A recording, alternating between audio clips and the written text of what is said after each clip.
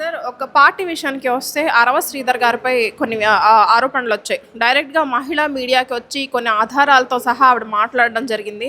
మరి ఆ జనసేన అధినేత ఎందుకు దీనిపైన స్పందించట్లేదు? అంటే ఆల్రెడీ పార్టీలో ఉన్న ఆడవాళ్ళకి వీర మహిళలను ఆల్రెడీ ఆయన అంత విలువగా చూసినప్పుడు సాటి ఆడ మహిళ ఆవిడకి ఎందుకు ఆవిడ చెప్పిన వ్యాఖ్యలు ఎందుకు వినట్లేదు ఈయన?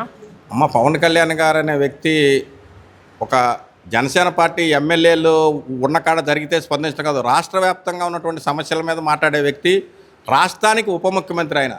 అంతేగాని ఏదో ఒక ప్రాంతంలో ఇక్కడ జనసేన పార్టీ ఉంది కాబట్టి ఇక్కడ జనసేన పార్టీ కార్యకర్త తప్పు చేశాడు పవన్ కళ్యాణ్ గారు వచ్చి మాట్లాడాలంటే ఆయన రాష్ట్ర వ్యాప్తంగా ఉన్నటువంటి సమస్యల మీద మాట్లాడతారు తప్పితే, అయినా దాని మీద కూడా ఆల్రెడీ కొంత పోలీస్ వర్కౌట్ జరిగింది, దాని మీద నిజాలు బయటకు వచ్చినాయి.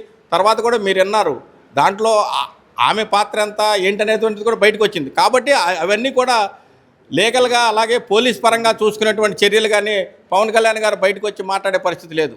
సార్ అయితే త్రిసభ్య కమిటీ ఒకటి ఏర్పాటు చేసింది నిజాలు తెలుసుకోవడానికి. ఆ కమిటీ అసలు ఏంటనేది బయటకు రిజల్ట్ చెప్పట్లేదు మర్రో అని చెప్పి ఆవిడ చాలా వీడియోల్లో చేసింది. రీసెంట్గా ఒక వీడియో వచ్చింది. నెక్స్ట్ పాపం ఆవిడ ఏదైతే ప్రజా దర్బార్లో విన్నవించుకునే సందర్భంలో నడి రోడ్డు మీద ఆవిడని కొట్టడం కూడా జరిగింది ఒక పర్సన్ అనేది.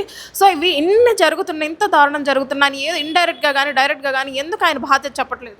అమ్మ త్రిసభ్య కమిటీ వేసింది పవన్ కళ్యాణ్ గారు, ఆ రిపోర్ట్ తీసుకెళ్ళి పవన్ కళ్యాణ్ గారికి ఇస్తారు కానీ నీకు నాకు లేకపోతే అమ్మాయికి దోవలో ఉన్న వాళ్ళందరికీ చెప్తారండి. కమిటీ ఏంటి వాట్ ఏంటి అనేది ఆయనకి ఇస్తారు, అప్పుడు దాన్ని బట్టి ఆయన మాట్లాడతారు. అంటే ఇప్పుడు ఆవిడకి చెప్పేసేయాలి అంటే త్రిసభ్య కమిటీ ఏం చేసింది ఆవిడకనే కాదు సార్, ఆవిడకనే కాదు, ఆయన నిర్ణయం అనేది ఒక ప్రాసెస్ మీద చూపించాలి. ప్రాసెస్ అది ఆల్రెడీ జరుగుతుందమ్మా. ఎందుకంటే గతంలో కూడా ఒక చోట ఇదే జరిగితే ఎక్కడ మన కొవ్వూరు కాన్స్టిట్యున్సీలో జరిగితే శివశంకర్ గారిని వేశారు, ఎమ్మటే ఆయన ఒక రిపోర్ట్ ఇచ్చారు.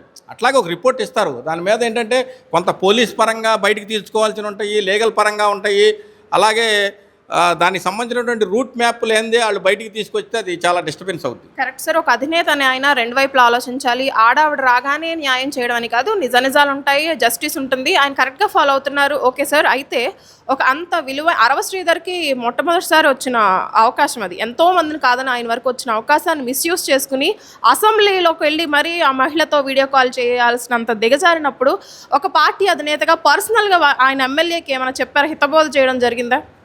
అమ్మ వ్యక్తిగత జీవితాలని ప్రజా జీవితాల్లో ముడిపెడతాం, వ్యక్తిగత జీవితాలను తీసుకొచ్చి పార్టీలకు రుద్దటం. సార్ 1 మినిట్ సార్, ఇక్కడ ప్రజా దర్బార్ లాంటి అసెంబ్లీ, ఒక దేవాలయం లాంటి అసెంబ్లీని ఆయన ప్రైవేట్కి వాడుకున్నాడు. ఆయన ఇంట్లో చేసుకుంటే వీడియో కాల్ మనం మాట్లాడాల్సిన అవసరం లేదు, ఆయన అసెంబ్లీలో చేశారు కదా, దాని గురించి. అవునమ్మా, దాని మీద అసెంబ్లీ క్రమశిక్షణా సంఘం ఉంటుంది, అసెంబ్లీలో బలమైనటువంటి స్ట్రక్చర్ ఉంటుంది, వాళ్ళు తీసుకుంటారు నిర్ణయం అనేటువంటిది. మనం ఎవరో మాట్లాడే స్థాయి కాదు కదా.